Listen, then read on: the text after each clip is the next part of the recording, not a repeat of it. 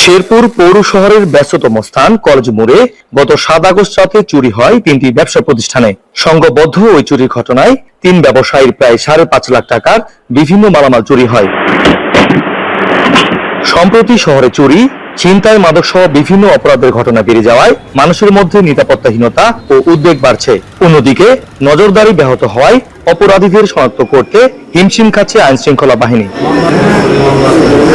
পৌর কর্তৃপক্ষ জানায়, গত অক্টোবরে 9,16,000 টাকায় শহরের 13 কিলোমিটার জায়গার গুরুত্বপূর্ণ স্থানে 40টি সিসি ক্যামেরা বসানো হয়। এর ফলে অপরাধ নিয়ন্ত্রণে ইতিবাচক প্রভাব পড়েছিল। তবে ক্যামেরা নষ্ট ও তার চুরির ঘটনায় জেলা পুলিশের নজরদারি বিঘ্ন করছে। আর দীর্ঘদিন ক্যামেরাগুলো অচল থাকায় অপরাধীরা বেপরোয়া হয়ে বিভিন্ন অপরাধের ঘটনা ঘটাচ্ছে বলে জানান শহরের বাসিন্দা ও ব্যবসায়ীরা। গত 7 তারিখে আমার দোকানে ভয়াবহ চুরি হয়েছে।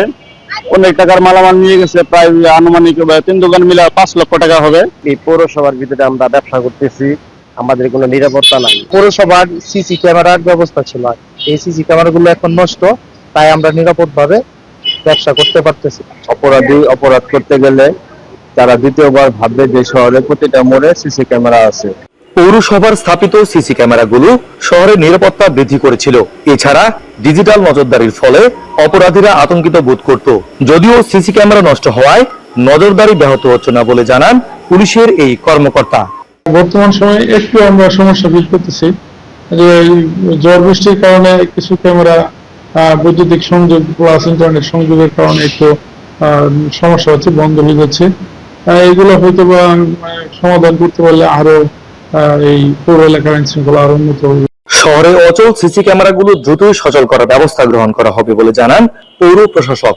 বৈরী আবহাওয়া এবং কিছু অংশের তার চুরি হয়ে যাওয়ার কারণে কয়েকটি সিসি ক্যামেরা বন্ধ আছে। তবে আমরা আশা করছি আগামী সপ্তাহের মধ্যেই যে সমস্যাগুলো ছিল সেগুলো সমাধান করে সরকারি সিসি ক্যামেরা চালু করব। শেরপুর পৌর শহরের নিরাপত্তা ব্যবস্থা জোরদার করতে শহরের গুরুত্বপূর্ণ স্থানে বসানো হয়েছে 40টি সিসি ক্যামেরা। তবে পর্যাপ্ত রক্ষণাবেক্ষণের অভাবে অধিকাংশ সিসি ক্যামেরা এখন নষ্ট হয়ে পড়ে আছে। ফলে অপরাধ নিয়ন্ত্রণ এবং অপরাধী শনাক্তে ব্যাহত হচ্ছে নজরদারি। তাই দ্রুত সময়ের মধ্যে এসব নষ্ট সিসি ক্যামেরা সচল করবে পৌর কর্তৃপক্ষ, এমনটাই প্রত্যাশা পৌরবাসীর। জাহিদুল খান সৌরভ, এখন শেরপুর।